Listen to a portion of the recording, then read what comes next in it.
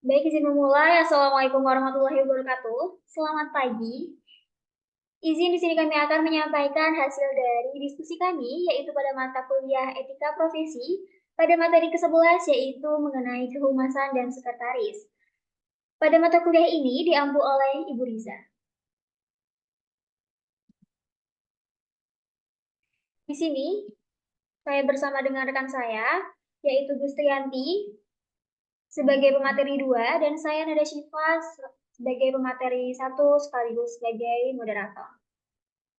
Poin pembahasan pada materi kami ini, yang pertama yaitu pengertian umum mengenai kode etik. Yang kedua yaitu kode etik profesi kehumasan. Pada kesempatan ini yaitu pada Perhimpunan Hubungan Masyarakat Indonesia atau Perhumas. Dan yang terakhir kode etik profesi sekretaris, yaitu pada Ikatan Sekretaris Indonesia atau ISI. Pada pembahasan yang pertama, yaitu pengertian umum dari kode etik. Jadi, kode etik ini terdiri dari dua kata, yaitu kode dan etik.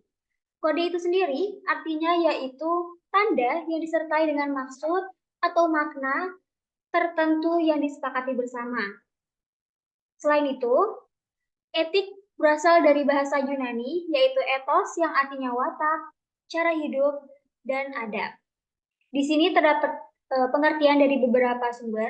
Yang pertama yaitu menurut Kamus Besar Bahasa Indonesia atau KBBI, kode etik itu sendiri adalah kumpulan aturan atau perilaku yang disepakati bersama untuk mengatur perilaku yang baik dalam bekerja.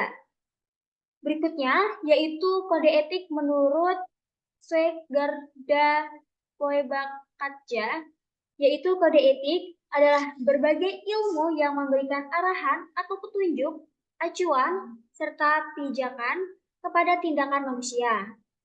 Dapat disimpulkan bahwa kode etik itu sendiri yaitu adalah tata cara atau aturan yang menjadi standar kegiatan anggota suatu profesi. Suatu kode etik ini menggambarkan nilai-nilai profesional suatu profesi yang diterjemahkan ke dalam standar perilaku anggota. Baik, pada pembahasan berikutnya akan disampaikan oleh rekan saya. Disilahkan. Baik, terima kasih kepada Saudara Nada Siva. Tujuan kode etik. Yang pertama, untuk menjunjung tinggi martabat profesi.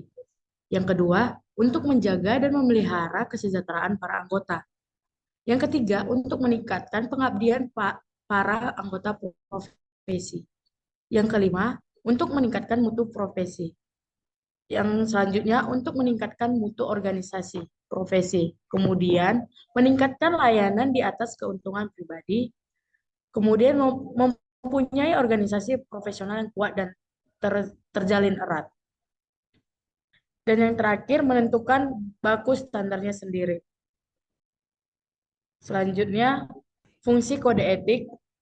Yang pertama, memberikan pedoman bagi setiap anggota profesi tentang prinsip profesional yang digariskan. Yang kedua, sebagai sarana kontrol sosial bagi masyarakat atas profesi yang bersangkutan. Yang ketiga, mencegah campur tangan pihak di luar organisasi profesi tentang hubungan etika dalam keanggotaan profesi. Etika profesi sangatlah dibutuhkan dalam berbagai bidang. Sekian dari saya kembalikan kepada moderator.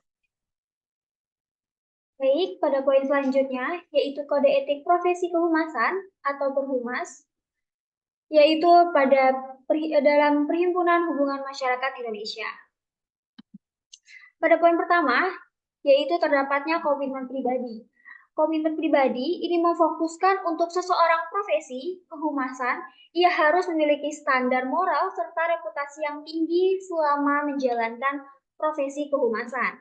Di sini terdapat beberapa poin. Yang pertama, yaitu memiliki dan menerapkan standar moral serta reputasi tinggi dalam menjalankan profesi kehumasan. Kemudian yang kedua, berperan secara nyata dan sungguh-sungguh dalam upaya memasyarakat kepentingan Indonesia.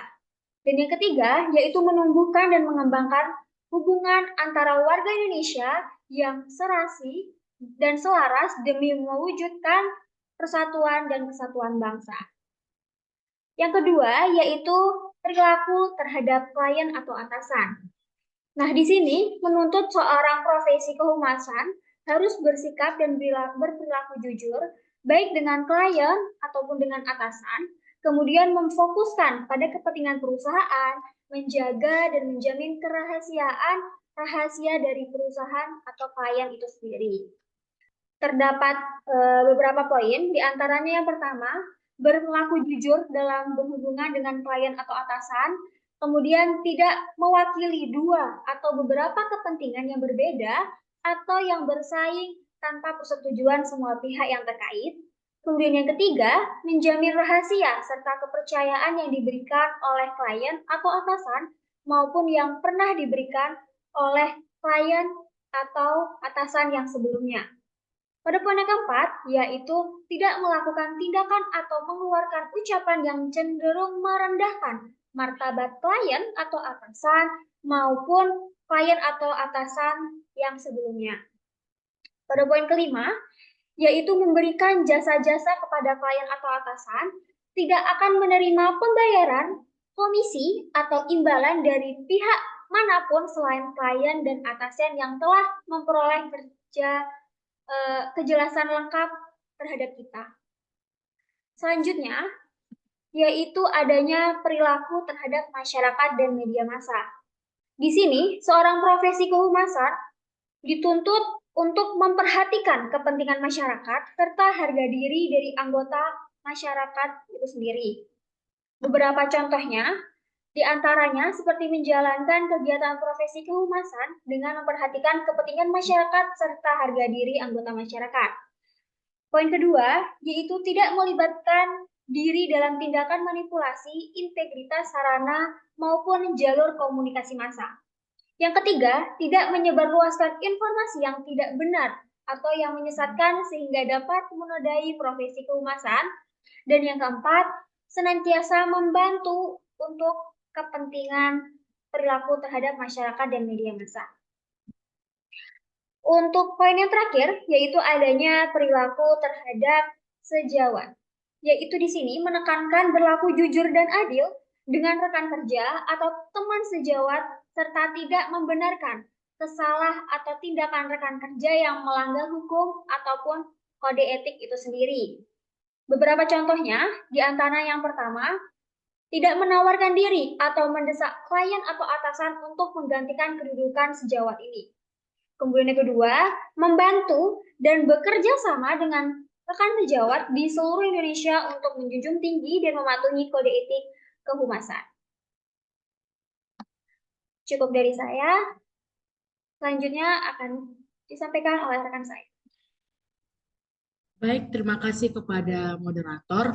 Selanjutnya, kode etik profesi sekretaris Ikatan Sekretaris Indonesia atau ISI. Yang pertama, menjunjung tinggi kehormatan, kemuliaan, nama baik profesi sekretaris dalam komunitas ISI. Hal yang dilakukan yang pertama, anggota ISI akan berusaha keras untuk menjaga wibawa dan status serta menunjukkan kemampuannya dengan berpegang pada pedoman dasar profesi dalam melaksanakan tugas. Kemudian yang kedua, anggota ISI wajib untuk saling mengingatkan akan tingkah laku yang tidak beretika. Kemudian yang terakhir, anggota ISI tidak mengadakan kegiatan-kegiatan yang langsung dan tidak langsung merugikan ISI. Poin yang kedua, bertindak jujur dan sopan dalam setiap tingkah lakunya, baik dalam melaksanakan tugasnya maupun melayani lingkungan dan masyarakat. Anggota ISI tidak ikut serta dalam usaha atau praktik keprofesionalan yang diketahui bersifat curang atau tidak jujur. Yang kedua, anggota ISI selalu bertindak demi kepentingan pemberi tugas dengan setia dan jujur. Yang ketiga, anggota ISI tidak bekerja sama dengan rekan-rekan atau pemberi tugas yang menyalahgunakan kedudukan mereka untuk kepentingan pribadi. Poin yang ketiga, menjaga kerahasiaan segala informasi yang didapatnya dalam melaksanakan tugas dan tidak mempergunakan kerahasiaan untuk kepentingan pribadi. Anggota ISI bertindak sebagai seorang yang dapat dipercaya dalam hubungan profesional, melaksanakan tanggung jawabnya dengan cara yang paling kompeten dan menerapkan pengetahuan dan keterampilannya untuk kepentingan kerja. Yang kedua, anggota ISI tidak menggunakan dengan cara apapun kerahasiaan informasi yang didapatnya yang menimbulkan pertentangan bagi perusahaan di mana ia bekerja atau di tempat ia kerja yang ditinggalkannya. Poin yang keempat, meningkatkan mutu profesi melalui pendidikan atau melalui kerjasama rekan-rekan seprofesi baik pada tingkat nasional maupun internasional. Poin pertama, tukar-menukar pengetahuan dalam bidang keahliannya pada tingkat nasional maupun internasional secara wajar dengan rekan-rekan ISI dan kelompok profesi lain, serta meningkatkan apresiasi masyarakat terhadap profesi sekretaris. Yang kedua, anggota ISI saling memberi nasihat, dorongan, dan bimbingan kepada semua anggota jika diminta apabila permasalahan berada dalam pengetahuan dan pengalamannya. Kemudian yang terakhir, menyelenggarakan seminar atau diskusi atau panel diskusi dan ceramah dengan rekan seprofesi secara bebas mengenai masalah-masalah yang berkaitan dengan praktik kesekretariatan. Poin yang kelima yang terakhir, menghormati dan menghargai reputasi rekan seprofesi baik di dalam negeri maupun di luar negeri. Anggota ISI memberikan bantuan dalam praktik kesekretariatan kepada rekan, baik di dalam maupun di luar negeri jika diminta. Kemudian yang kedua, anggota ISI tidak berbuat sesuatu dengan sengaja atau tidak yang dapat merugikan nama baik sesama rekan Ikatan Sekretaris Indonesia. Kemudian, kesimpulan yang bisa saya ambil, berdasarkan kode etik profesi sekretaris dan kehumasan di Indonesia dapat disimpulkan bahwa kode etik profesi sekretaris atau ISI yang pertama, anggota diwajibkan menjunjung tinggi kehormatan profesi, menjaga kerahasiaan informasi, serta bertindak jujur dan sopan dalam melaksanakan tugas. Yang kedua, mereka juga diharapkan saling mendukung dalam pengembangan profesional, bertukar pengetahuan, dan membantu sesama anggota. Yang ketiga, tindakan yang dapat merugikan nama baik profesi atau organisasi dilarang keras. Kemudian kode etik profesi kehumasan atau perhumas yang pertama, anggota diharuskan memiliki standar moral tinggi dan menjaga integritas dalam berinteraksi dengan klien, masyarakat, dan media massa.